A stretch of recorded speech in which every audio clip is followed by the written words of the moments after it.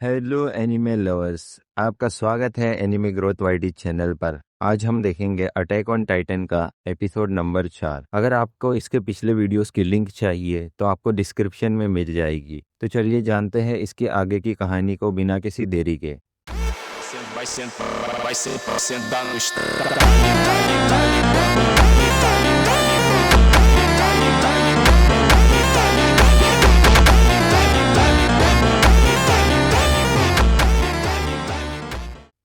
Episode की शुरुआत में हमें यह दिखाया जाता है कि कैसे कोलोसल टाइटन और आर्मर्ड टाइटन ने वॉल मारिया को तोड़ा था, जिसकी वजह से इंसानों ने करीब 1/3 जमीन खो दी थी और पॉपुलेशन में से 20% लोग मारे गए थे। इससे हमें बताया जा रहा है कि एक टाइटन अटैक से इंसानों को कितना ज़्यादा नुकसान हुआ था, और अगर ऐसा अटैक फिर से हो गया तो यह कितनी बड़ी और खतरनाक बात होगी। इस अटैक को अब 5 साल बीत चुके हैं और साल 850 यानी कि एरन और बाकी लोग को ट्रेनिंग करते हुए 2 साल हो चुके हैं। हम देखते हैं कि फिजिकल ट्रेनिंग में आर्मिन थोड़ा सा कमजोर था, जिसमें सभी को भारी वजन लेकर चलना था। आर्मिन सबसे पीछे था। तभी राइनर आर्मिन के पास आकर उसका वजन खुद ले लेता है और आर्मिन को थोड़ा मोटिवेट भी करता है। किट बताता है कि राइनर फिजिकल और मेंटली बहुत मजबूत है और उसके साथियों को उस पर पूरा भरोसा है।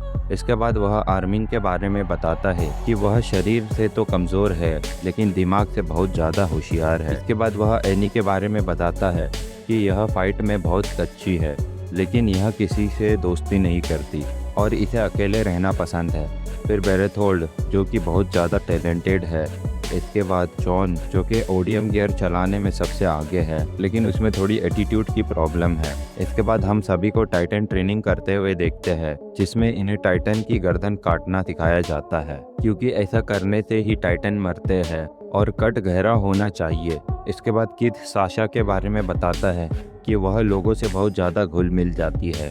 इसके बाद कोनी जो कि काफ़ी स्किल्ड है लेकिन दिमाग से थोड़ा पैदल है। इसके बाद मिकासा जो कि हर चीज़ में टॉपर है, बल्कि उसके जैसी सोल्जर इन्होंने पहले कभी देखी ही नहीं है। इसके बाद एरन के बारे में बताया जाता है, जो कि पढ़ाई लिखाई में तो अच्छा नहीं है बल्कि ट्रेनिंग में काफ़ी बेटर है और उसके जैसा जुनून हर किसी के अंदर नहीं है। इसके बाद इनकी hand to hand combat training शुरू होती है, जिसमें एरन और राइनर साथ में ट्रेनिंग कर रहे थे। राइनर एरन को कहता है कि अब तुम्हारी बारी है बुरा बनने की। एरन को समझ नहीं आता कि उन्हें हैंड टू हैंड फाइट करना क्यों सिखाया जा रहा है, जबकि उन्हें ओडियम गियर के साथ टाइटन से लड़ना है, ना कि इंसानों से। तभी हम एरन का फ्लैशबैक देखते हैं, जिसमें एरन ने मिकासा को किडनैपर लोग से बचाया था। राइनर अब एरन से कहता है कि उन्हें हर चीज के लिए तैयार रहना चाहिए, दुश्मन किसी भी रूप में आ सकता है। खैर, इसके बाद यह लोग एनी को देखते हैं। एरन कहता है कि एनी काफी कमजोर है और वह ज्यादा प्रैक्टिस नहीं करती है। यह सुनकर राइनर एनी के पास जाता है और कहता है कि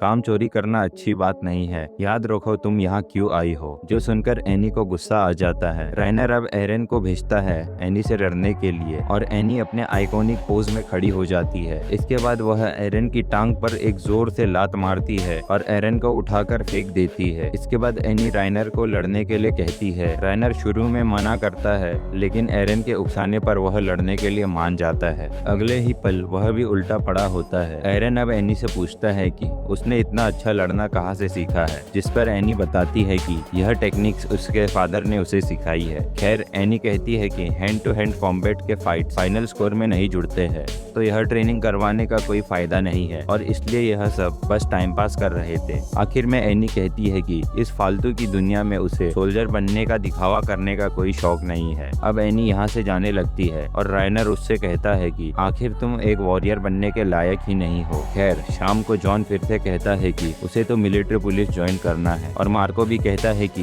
राजा के पास रहकर काम करना कितना गर्व की बात होगी। जॉन मार्को से कहता है कि गर्व का इससे कोई लेना देना नहीं है, वो लोग मिलिट्री पुलिस इसलिए ज्वाइन कर रहे हैं ताकि अंदर की वॉल में सुरक्षित रह सके और मजे कर सके। एरन अब उन्हें याद दिलाता है कि 5 साल पहले वॉल रोज भी अंदर वाली वॉल हुआ करती थी। यह सुन जॉन को गुस्सा आने लगता है। वही जॉन कहता था कि उसे खुद की जान प्यारी है, तो इसमें बुरा ही क्या है। दोनों में लड़ाई लड़ाई होने वाली थी, लेकिन मिकासा बीच में आके उन्हें रोक लेती है। अब मिकासा का एरन के लिए प्यार देख जॉन को और गुस्सा आ जाता है और वो उससे लड़ने लगता है, लेकिन एरन अब एनी की टेक्निक यूज करके जॉन को नीचे गिरा देता है। एरन कहता है कि उसने यह टेक्निक तब सीखी जब तुम लोग टाइम पास कर रहे थे। तभी किट यहाँ आकर पूछता है कि इतना शोर शराबा क्यों हो रहा है। तो मिकासा बोलती है कि साशा ने जोर से पात दिया था, जो किट कहता है कि इसमें कौन सी नई बात है और यहाँ से चला जाता है। साशा को यकीन नहीं हो रहा था कि मिकासा ने उसके साथ ऐसा क्यों किया और साशा का मन रखने के लिए मिकासा उसे अपना ब्रेड दे देती है। खैर, इसके बाद इनकी ट्रेनिंग पूरी हो जाती है और ग्रेजुएशन डे आ जाता है, जहाँ इन्हें बताया जाता है कि अब से इनके पास 3 ऑप्शन है। पहला, गैरिसन रेजिमेंट, जिनका काम वॉल्स की देखभाल करना है, जिसमें हानस था। दूसरा, सर्वे कॉप्स यानी कि स्काउट रेजिमेंट, जिनका काम वॉल्स के बाहर जाकर टाइटन से लड़ना है, इसमें सबसे ज्यादा खतरा है। और तीसरा, मिलिट्री पुलिस, जो कि राजधानी के लिए काम करेगा और राजधानी में रहेंगे और इसमें सबसे कम खतरा है। लेकिन मिलिट्री पुलिस में सिर्फ टॉप 10 सोल्जर्स भर्ती हो सकते हैं और इस क्लास में जो टॉप 10 थे उनके नाम है, नंबर 10 पे है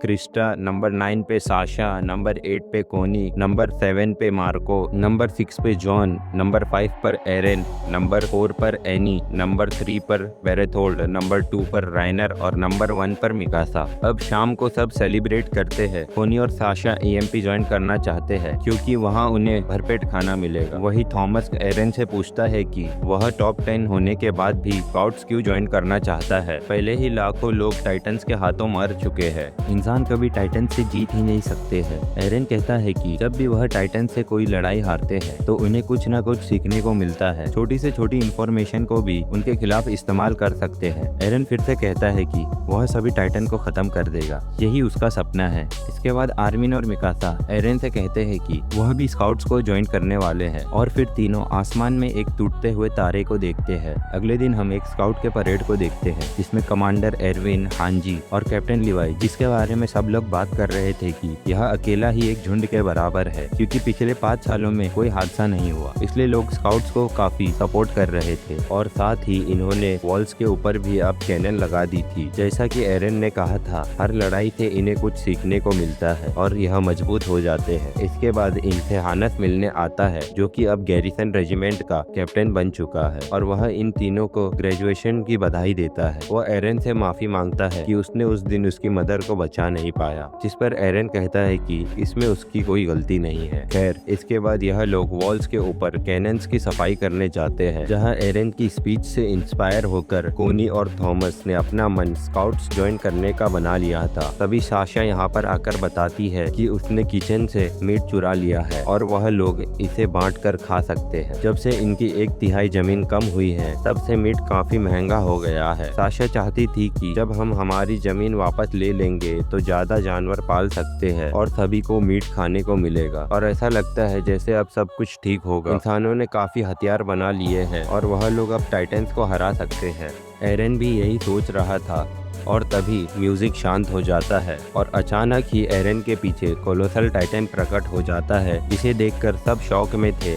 कोलोसल टाइटन तुरंत ही वॉल का दरवाजा तोड़ देता है, साथ ही उसमें से निकल रहे गर्म स्टीम की वजह से सभी सोल्जर्स वॉल्स के नीचे गिरने लगते हैं। लेकिन इस बार यह कमजोर नहीं है और अपने ओडियम गियर से यह लोग खुद को संभाल लेते हैं। लेकिन सैम्यूल बेहोश हो गया था, तो साशा भागकर जाती है और सैम्यूल के टांग में ओडियम गियर का हुक मार के उसे बचा लेती है। तब देखते हैं कि दीवार में एक बड़ा सा छेद हो गया था। एरन सभी को चिल्लाते हुए कहता है कि लड़ने का समय आ गया है, कोलोसल टाइटन हमारे सामने है, चलो उसे खत्म करते हैं। एरन सीधा वॉल्स के ऊपर जाता है और कोलोसल टाइटन के सामने खड़ा हो जाता है, जो कि काफी आइकॉनिक शॉट है और दोनों सीधा 5 सालों बाद फिर से मिल रहे थे और यह एपिसोड यहीं पर खत्म हो जाता है। तो दोस्तों, आपको यह एपिसोड कैसा लगा कमेंट करके जरूर बताइए और वीडियो को लाइक और शेयर जरूर कीजिए। और अगर आप हमारे चैनल पर नए हो तो चैनल को जरूर सब्सक्राइब करें और बेल आइकन को ऑन करना मत भूलना। तो मैं मिलता हूँ आपसे अगले एपिसोड में जल्द ही।